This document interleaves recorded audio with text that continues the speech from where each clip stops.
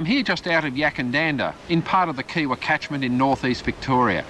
As you can see, it's a very picturesque and beautiful part of the state. It's also inhabited by some very efficient primary producers.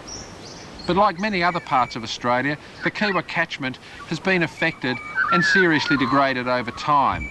Its land and water resources are under pressure, and the catchment requires some very careful nurturing and care to improve those natural resources. Responding to those pressures is the local Landcare Group, one of hundreds of such groups that's been established over Australia in the last 10 years. The Landcare movement is a success story in this country, and it's a highly successful community initiative. Landcare is about communities working together at the local level to improve both public and private land, and often benefiting more than one catchment. Landcare groups have already demonstrated that they can increase productivity, they can enhance the landscape, improve water quality, and also protect important areas of biodiversity. Landcare is also about developing partnerships between government and community to ensure that our precious land and water resources are managed responsibly and sustainably, not only now but well into the next century. But most important of all, Landcare is about people and involving the people who live and work in our rural communities. Because without people there would be no Landcare. It was people who created the problems in our environment, and it's the same people who are now taking responsibility to try and address those problems. And nowhere is this better demonstrated than in the Kiewa Catchment Landcare Group, one of the earliest and most effective groups to be established in northeast Victoria. The history of the Kiewa Catchment Landcare Group dates back to 1983. At that time, a farm trees group was formed because of concerns about dieback in mature trees throughout the catchment. While the initial focus was on planting trees, it quickly broadened. Over the last 10 years, the group's focus has included pasture, weeds, pest and land management. Boasting in excess of 150 members and one of the most active and innovative groups in Victoria, the Kiewa Catchment Landcare Group covers 173,000 hectares. The catchment reaches from the headwaters of the Kiewa River near Mount Bogon and Falls Creek to the junction of the Murray River near Albury-Wodonga. Because of the sheer size of the area, the growing interest in Landcare and the diversity of its activities, it became necessary for the Landcare Group to form subgroups. Each of the subgroups, Yackandandah, Kiewa Bongilla, Kagunya Gundowring, Upper Kiewa and the newly formed Barranduda Group, is responsible for its own activities, but the administration is handled by the Executive Committee. From early experiences, a lot was learnt about the value of using indigenous trees for good survival rates. In 1991, the demand for such trees was recognised, and Maurice Smith's farm at Brewerong became home to a native tree nursery with a grant of $5,000 from Tree Victoria. It is now 10 years since the nursery was established, and it was established because of the demand for locally grown indigenous trees which other nurseries were not providing. And over the years, the landholders within our catchment and other Landcare groups adjoining us have shown how good it is to have those local trees. They've done so well, and each year we raise somewhere between 15,000 to 20,000 trees, and we have very few carryovers unless it's a very, very dry year. This venture quickly became self-funding and helped reduce costs for many of the group's projects. The group's nursery, which produces around 20,000 trees as tube stock each year, now provides trees for members, other Landcare groups and the general public. From his early days as one of the founding members of the Farm Trees Group, Murray's input and role within the group has helped it to become one of the most successful and innovative groups in Victoria. As well as being involved with the running of the nursery, Murray was the group's tree projects officer from 1989. From that time, the group's membership tripled and the group's name changed to incorporate Landcare. In 1992, Murray's job changed and he became the group's pasture project officer, with the responsibility of establishing paddock-sized pasture trials within the catchment. This project saw many farmers adopt recommendations from these trials to obtain better pasture growth, improve production and profitability without degrading the land. Members Stephen Crosthwaite and Harry Ryder explain further. Yeah, well, a few years ago, Murray Smith turned up, who's a local landcare coordinator. He got us all together in this area to get together, and it was basically to plant trees, and a few of us a bit sceptical. He explained what he wanted to do, and he came round and we had a look over some country up the hill there which we thought would be suitable to put trees in.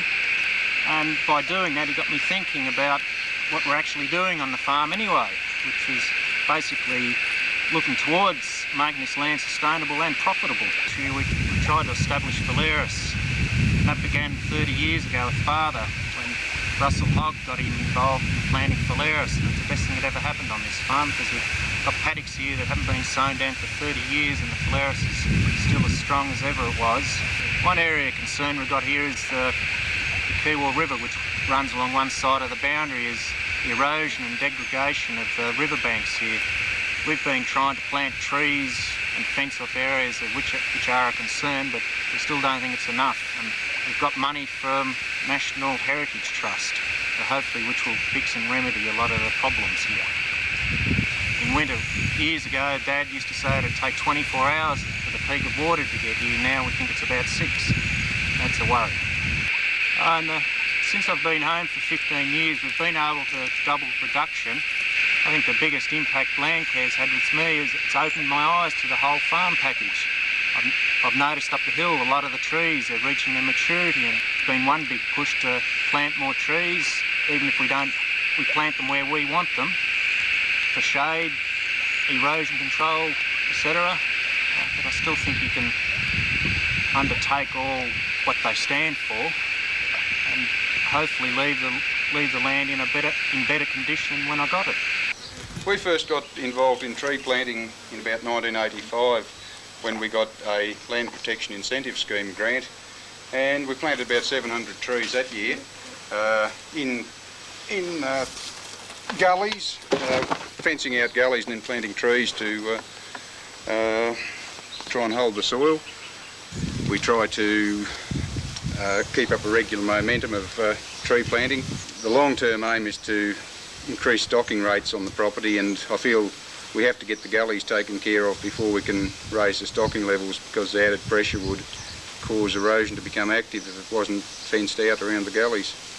We've had an ongoing program of pasture renovation since the early 80s. Initially we were doing work with ploughing and seeding in the conventional manner. Since I became involved in Landcare, I was given the opportunity of seeing the results that could be obtained with spraying and direct drilling, and nowadays that's the way we do our pasture improvement. I guess if I hadn't been involved in Landcare, it would have took me a lot longer to adopt the practice of direct drilling. I feel that I'm getting better results with the direct drilling and at a much more affordable price, which allows me to do more country. Through our Landcare group, we've made a big effort to target weeds both on public land and on private property. A lot of it's been an educational process, and through the group we've got equipment available which is for hire, and that facilitates people getting out and spraying their weeds that otherwise maybe wouldn't. The most immediate benefit I see is the readiness of extension staff to come out and deal with the group. So often we find if we ring up to get private advice from extension staff, they're on holidays or away. Through the Cattlemen's Association we'll be doing weed control work in a number of different areas along similar lines to what we've done with the Landcare group, and I can see it's going to have a big impact on weeds along our stock routes and around huts. The Kiewa Catchment Landcare Group has had many outstanding achievements. These include 2 projects at Osborne's Flat, which involve planting trees in waterlogged gullies to help alleviate creek bank erosion further downstream. These 2 projects earned the group the prestigious Theo Charles Jones Tree Award for Community Landcare Groups, awarded by the Murray-Darling Association in 1995 and again in 1998. Since its inception, the group has planted more than 37,000 trees, transforming parts of the Kiewa catchment. Over the years, the group has built up its inventory of equipment available to members for various land care activities.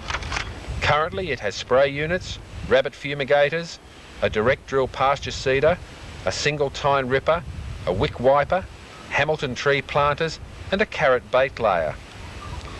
It also employs a coordinator, Simon Fellify, to help members learn how to use this equipment if necessary, and also to access government funding, such as War on Weeds and the Rabbit Buster program. The overall coordination of the group is carried out by Jeff McKernan. The group has a number of aims that fit in with whole of catchment management and that continue the balance between the future viability of farms and the natural environment. The main aims of the group are sustainable agricultural practices, environment protection, improving water quality, and public recognition of members' voluntary work and their achievements. This is a big task, but one the Kiewa Catchment Landcare Group has demonstrated it can tackle.